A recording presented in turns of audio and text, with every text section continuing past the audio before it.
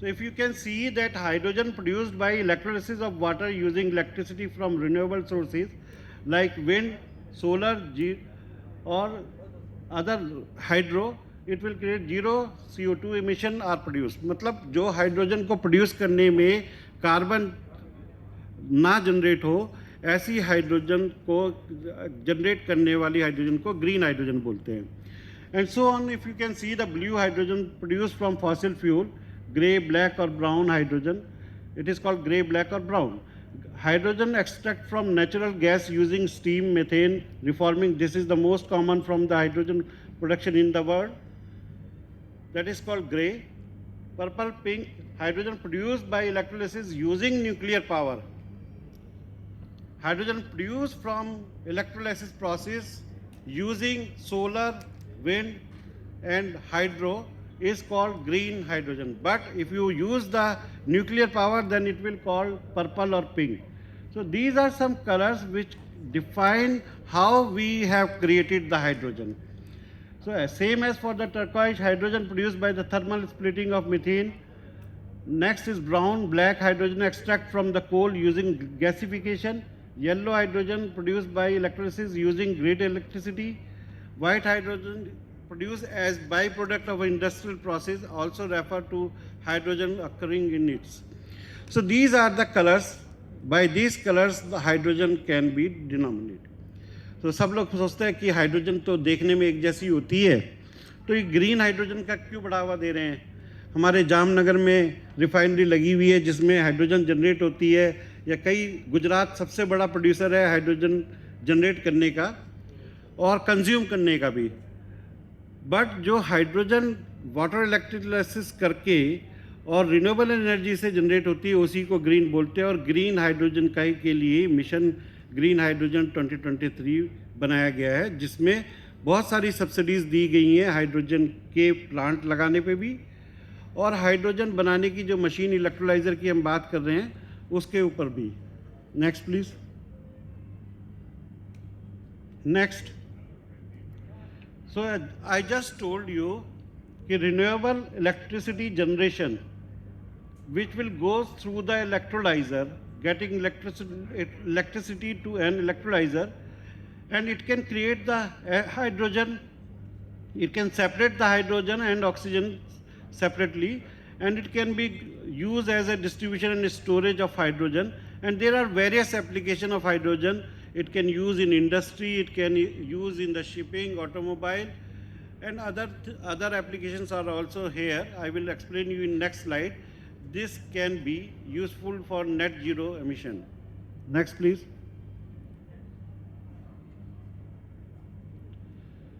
So this is the process chart, how we can add water and treat it with the electrolyzer, and hydrogen we can separate and oxygen we can separate. So मैं इस slide के ऊपर ही आपको बताना चाहूँगा, hydrogen एक ऐसा dense career है एनर्जी का जिसको आप 400 साल तक भी स्टोर कर सकते हैं. अभी हम लोग जो सोलर से पावर डेवलप करते हैं that is very useful, but उस पावर को हम डे टाइम में ही ले सकते हैं. अगर हम हाइड्रोजन प्लांट सोलर प्लांट के साथ लगाते हैं और दिन में हम हाइड्रोजन डेवलप करते हैं उस सोलर कैपेसिटी से, और थोड़ा एक्स्ट्रा लगा के सोलर को हम दिन में लोड को भी पावर अप कर दें और कुछ हाइड्रोजन भी डेवलप कर दें, तो नाइट टाइम में उसी हाइड्रोजन को हम फ्यूल सेल टेक्नोलॉजी के थ्रू पुश करके पावर जनरेट कर सकते हैं. तो सोलर और हाइड्रोजन का एक ऐसा कॉम्बिनेशन बनता है कि जो सोलर प्लांट्स हैं उनको हाइड्रोजन लगाना कंपलसरी कर दिया गया है. जैसे कि अभी एक पॉलिसी आई थी गुजरात की कि जिसमें 1.9 लाख हेक्टर लैंड को अलॉट करा गया था, 1.9 बिलियन हेक्टर लैंड को, जिसमें वेल्सपन, रिलायंस, न्यू अडानी इस तरह की कॉरपोरेट कंपनी आई थी. बट उनका अनाउंसमेंट हुआ था कि this much gigawatt of the green hydrogen. That is nothing but government wants कि सोलर प्लांट के साथ अगर आप ग्रीन हाइड्रोजन डेवलप करोगे, एटलीस्ट 20% पावर को कंज्यूम करोगे, तभी हम आपको लैंड अलॉट करेंगे. And government have this obligation कि गवर्नमेंट को जो पोर्ट पे शिप्स आ रहे हैं उनको हाइड्रोजन से पावर अप करके देना है और अमोनिया से पावर अप करके देना है.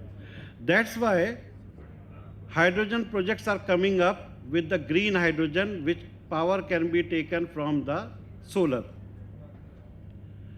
So again this process have came. Now it's an interesting topic for all of you. Electricity 39.4 megawatt per hour which can be electrolysis and generate 8 tons of the hydrogen in 1.1 ton. And water is 9.1 ton. So अगर हम 1 megawatt के electrolyser को लेते हैं, example ज़्यादा का है पर मैं आपको सरल भाषा में समझाता हूँ. अगर हम 1 मेगावाट इलेक्ट्रिसिटी कंज्यूम करते हैं तो we can get 18 kg of the hydrogen. और एक इलेक्ट्रोलाइज़र की करंट कैरिंग कैपेसिटी होती है 46 यूनिट. और अगर हम 3 रुपये की इलेक्ट्रिसिटी का इनपुट देते हैं तो हमको हाइड्रोजन जनरेट होती है 2 रुपये 85 पैसे पर केजी. आज का market selling rate green hydrogen का है 600 per KG to 700 per KG, depend on the requirement sites. Next please. तो hydrogen is a next future fuel which can create thousands of jobs and thousands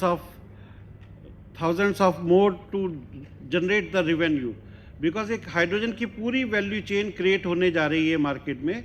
not even the electrolyser, mixing of the electrolyser, hydrogen technology, fuel cell technology and इस तरह की combustion engines market में आ गए जिससे कि car, truck और buses चलेंगे. और हाइड्रोजन को जैसे हम CNG भरते थे ऐसे हाइड्रोजन को भी हम फिलअप करके कार और ट्रक्स चलाएंगे.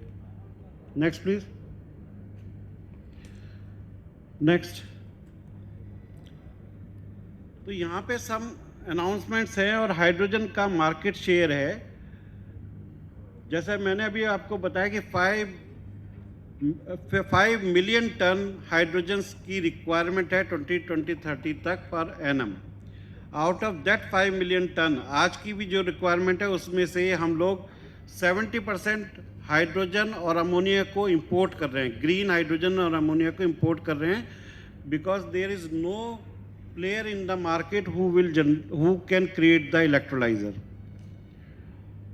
और ये डिमांड 2030 तक और भी बढ़ेगी, लगभग 9 मिलियन टन्स हो जाएगी और 2050 में तो ये 20 मिलियन टन्स को टच कर रही है. ये नीचे साइड में आप जो हाइड्रोजन डिमांड क्लाउड देख रहे हैं 10-fold by 2050 तक, उसमें अगर आप देखेंगे तो ज़्यादातर जो मार्केट शेयर इंक्रीज हो रहा है वो ग्रीन हाइड्रोजन का हो रहा है. और ग्रीन हाइड्रोजन की एप्लीकेशंस भी यहाँ पे हैं कि we can use it on industry, transport, power generation, hydrogen blending in natural gases. Next please. So जैसा अभी मैंने बताया कि 10 बिलियन का मार्केट, $10 बिलियन का मार्केट है cumulative value of the green hydrogen market by 2030 and it is from the ADB Bank report. We have taken this data from ADB Bank and World Bank report. Annual electrolyzer market size is $5 billion. Cumulative electrolyzer capacity and demand. Now I am coming to the point. 2030 तक 20 gigawatt के electrolyser की demand है. ग्रीनजो energy ने जो project start करा that is only 250 megawatt capacity का project है जो कि हम 3 साल में 1 गीगावाट में लाएंगे. 1 गीगावाट और कहाँ 20 गीगावाट. 19 गीगावाट का मार्केट गैप है. कुछ लोग हमारे इन्वेस्टर भी बैठे हैं यहाँ पे, वो मेरे से पूछते भाई तुम्हारा कंपटीशन किससे है और तुम्हारे उसने भी बनाया, उसने भी बनाया, उसका भी अनाउंसमेंट है. तो मेरा उनसे यही कहना है कि अगर मेरे जैसे 150 और लोग भी आते हैं और तो भी मुझे मार्केट की चिंता नहीं है. और मैं तो चाहूँगा कि प्रोडक्ट को स्केलेबल करना चाहिए.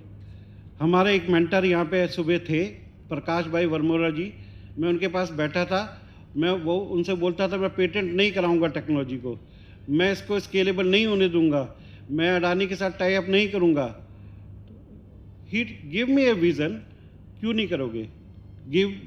अगर आप अपने देश के लिए कुछ करना चाहते हो, नेशन के लिए कुछ करना चाहते हो, तो टेक्नोलॉजी को स्केलेबल करो, लोगों को सिखाओ कि इलेक्ट्रोलाइज़र कैसे बनता है, तभी तो कार्बन रिड्यूस होगा, तभी तो आपका जो विज़न है पूरा होगा, तभी तो देश का विज़न पूरा होगा।